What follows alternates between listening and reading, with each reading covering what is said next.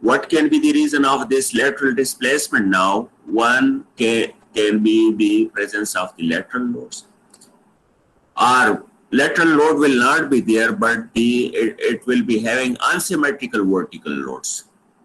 Because of the unsymmetry, the loads will be eccentric. Because of the eccentricity, it is going to go and displace sidewise.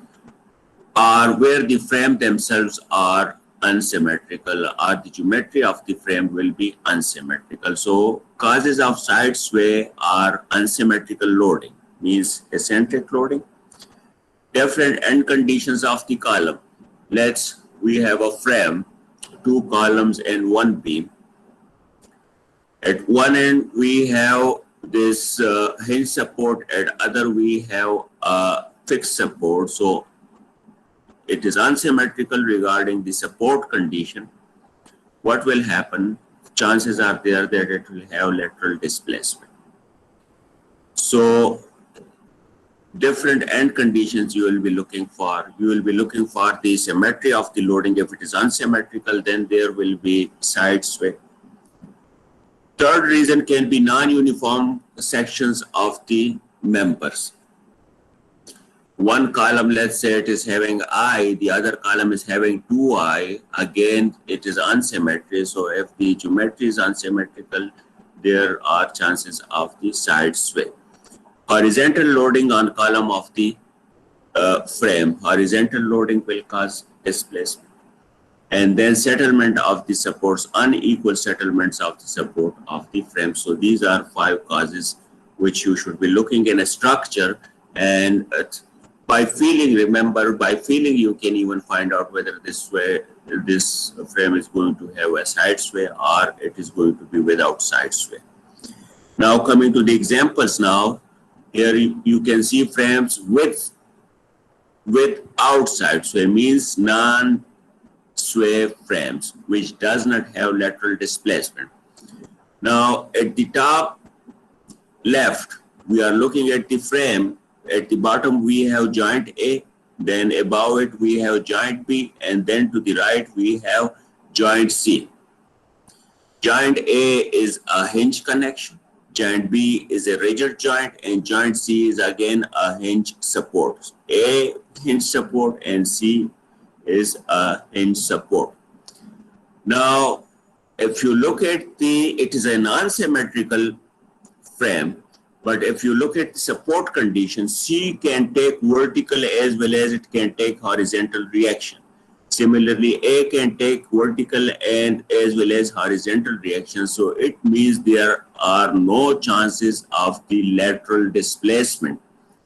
At C, you have a reaction in the horizontal direction. It is not going to allow the horizontal displacement. So when there is no horizontal displacement, it means it is a non-sway frame. We are not looking at the loads now. We are not looking at the geometry, just support conditions. It is giving you enough now condition to declare this frame as a frame with outside sway or a non-sway frame. Now coming to the right now, why this we declare a non-sway frame? The reason is, again, if you see at A, we have a hinge connection, means can take horizontal as well as vertical. And similarly, we have the conditions at E and D also. So again, it is not, although the loading is unsymmetrical, the frame is also unsymmetrical, but now the support conditions are such that they are not allowing any horizontal displacement. So it means it is a non-side sway. At A, we convert this now into a roller support. So if we convert this A instead of the hinge support into a roller support, what will happen? It is now unsymmetrical. If you look at the loading, so it is unsymmetrical. So what will happen? Then there are chances of that it can now displace, it can have displacement in the horizontal direction. Coming to this bottom one now figure, which is having 18 kilonewton pointed loads. Now, if we look at the configuration of this frame now, at A, we have a hinge support, at B, rigid joint, at C, rigid joint, and at D, we have a hinge support. now. And the 18 kilonewton and 18 kilonewton, they are provided at third point now, 4 meter, 4 meter, 4 meter, if you see, so equally divided into 3 portions. Loading is symmetrical, support conditions are symmetrical, and if you see, AB is exactly same as CD member. So the geometry is also symmetrical. Now in this case, again, it is a non-side sway frame. What will happen now if we make this loading unsymmetrical? Let's this 118 kilonewton, I'm just moving to the left now. This 18 kilonewton, one of them I'm putting at the middle now, and one is at 1/3, this 4 meters. So what will happen? The loading condition will become unsymmetrical. And because of the unsymmetrical condition, what will happen? This will become a side sway frame.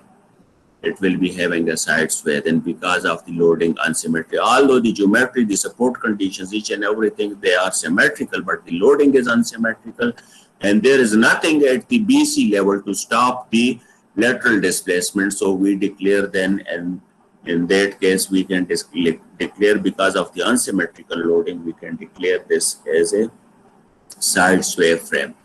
Again, now let's say loading is symmetrical, but this CD is not similar to that AB now. So what will happen? Because of the unsymmetrical geometry, again, this will become a side sway frame. Let's, instead of this, now each and everything is the same now, but at D, what we are doing, we are making this as a horizontal support, I mean a roller support. So what will happen? Because of the unsymmetry of the loading, chances are there that it will become a side sway frame. But in this condition where you have a perfect now symmetry in the geometry and symmetrical loading, also no lateral, again if it is symmetrical, this one, but if we apply, let's say at joint B, a horizontal load now, so what will happen? Again, it will become a side sway frame. It will be having lateral displacement. Coming now to this last one, which is the bottom right now corner. If we look at, we have the horizontal load now for KIP. If you look at member AB, the vertical member at the center, we have rightward directed 4 KIP load now. If I look at the load now, and if I don't consider the support conditions, so then the feeling is that it will be having lateral displacement. But if you see at side joint C now, here we have a hinge support now, which can take the horizontal load and which will not be allowing the lateral displacement. So that is why we declare this frame, looking at the support conditions, we declare this as a non-sway frame with outside sway frame. Although it is having the lateral force now, but C can take and this A can take also the horizontal forces. So we declare this as a with outside sway frame. Now, instead of this hinge support at C, if we now replace this by a roller support, then what will happen? It will not be having the capacity to stop the lateral movement now. So what will happen? This will become a side sway frame in that case. Now, some of the examples from with side sway frames. If we look at the first one diagram where A, B, C, D joints are shown, and this pointed load, which is 1 meter from the left, from this left joint and 3 meters from the right joint, means it is unsymmetrical now. Looking other conditions now, at the top, we don't have any arrangement to stop the lateral displacement. A and B are similar, both are hinge support. So what will happen? Now, the frame is symmetrical, but the loading is unsymmetrical now. So what will happen? It is going to deflect sidewise. It will have lateral displacement. How it is going to display? This have lateral displacement. This AD will come to the right and then BC will also come to the right. So at the top you will have this displacement, and remember, displacement at the same level is going to be same, means whatever displacement you have at D to the right, the same displacement you will have at C to the right. If it is to the left, so at both it will be to the left and by the same amount. So here now, in this case, the lateral displacement is because of the unsymmetrical loading. Coming to the right top one diagram, A, D, C, and B, we have the frame now. At A we have, so, and at B the same level and same, so this is symmetrical. But if you look at AD is not similar to the BC member. Again, we have lateral loading also. Again, at B, C, and D, we don't have anything to prevent the lateral displacement. So clearly now this is a side sway frame. Now, bottom left one, AB, again we have the supports, hinge supports we have. But if we look at the AD, we have lateral load now, 0.2 kip per foot. At DC level, we don't have any constraint now in the horizontal direction. So what will happen? It is going to go sidewise. And again, if you see the left vertical member, which is AD, it is not similar to the BC member, to the right member, which is 12 feet. So again, clearly just by observation, you can see it is a side sway frame.